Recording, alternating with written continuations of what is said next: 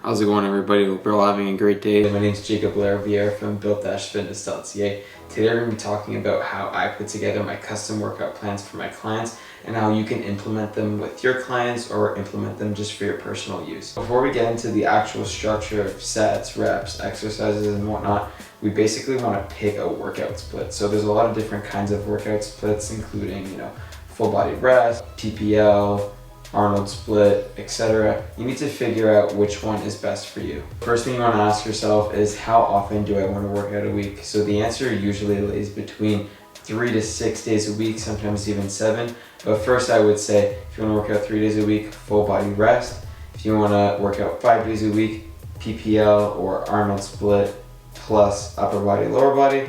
You could also do a PPL straight up and just cycle through it, or an Arnold split, cycle through it. Do a bro split that's super isolated. But essentially, if you're in a caloric surplus, you want to make sure you're working out each muscle minimally 2 to 3 times a week. And if you're in a calorie deficit, you could aim to do it once or twice a week. So now that we've established what kind of workout split we want to follow, we're going to talk about the warm-up, sets, reps, compound movements, isolation movements, and what you want to implement in your workouts. So first things first, I always like to start my workouts with 5 minutes on the treadmill. Don't run. Please don't run. Just walk on the treadmill for a bit, get the blood flowing. You don't want to exhaust yourself. Never do the cardio before the actual workout.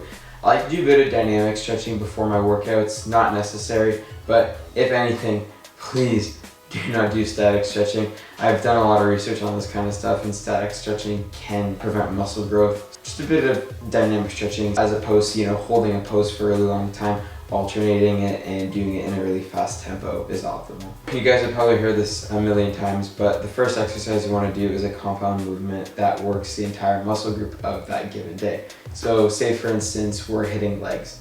A good compound exercise would be the squat, because the squat works the hamstrings, the quads, the calves, the glutes, just the entire muscle group, so it warms it up. From there, you can really go into a more isolated set and rep range. So for my compound movements, I like to keep the rep range between 5x5, 3x12, whatever you want to get your body warmed up the best. Another good way of doing it is having just 2 warm-up sets and then having actual working compound sets, but it's really up to you. But for the sake of this video, you can use any of these 3 right here. We performed our compound movement. We want to go right into an isolated exercise. So for legs, keeping with the leg day, you guys have to hit legs, please hit legs. You're going to want to do something that works one specific muscle group. So we'll say a glute bridge. As the name entails, it works the glute more than any other part of the leg. 3x12 is another really popular set rep range for isolated movements. But what you can do is mix in cluster sets, drop sets, isometric holds, concentric holds, you name it. I'll go over them at the end of the video. But it basically mixes up the tempo of the exercise so you can push failure. After performing an isolated exercise for each muscle group, so for the legs, because we're hitting legs today, hamstrings, quads, glutes, calves. You want to hit all those muscle groups. You want to have a set that works that muscle group exclusively. Afterwards, you can push failure. You can do a few supersets, meaning that you do an exercise that works one muscle group, then immediately after you do another exercise that works a different muscle group or the same muscle group.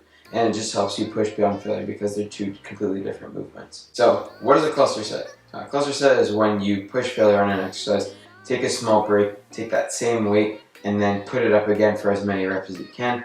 Drop set, on the other hand, is the same concept, except between those 2 sets, you're going to be dropping the weight as the name entails. Both of these exercises and set ranges are really good to help push failure. Eccentric, concentric, and isometric holds, all great forms of exercise to help push failure. So first one being eccentric. So say we're doing a bicep curl. What you're going to want to do is change the tempo on the way up of the exercise. If you want to do a concentric hold, you're going to change the tempo in which you go down with the exercise. So this can mean eccentric hold, 5 seconds on the way up, back down, 5 seconds on the way up, down. And then for a concentric hold, it'd be 5 seconds on the way down, up, 5 seconds on the way down. These are really good to help push failure. And then lastly, the isometric hold is you want to curl it, keep it where the most tension's at, and just hold it there until you push failure. These are all really good methods of pushing failure. and I always implement them in my workouts and workouts for my clients. Now, after isolating every single muscle group, I like to do a little bit of an ab workout, not every single day, but I like to do it 2 to 3 times a week.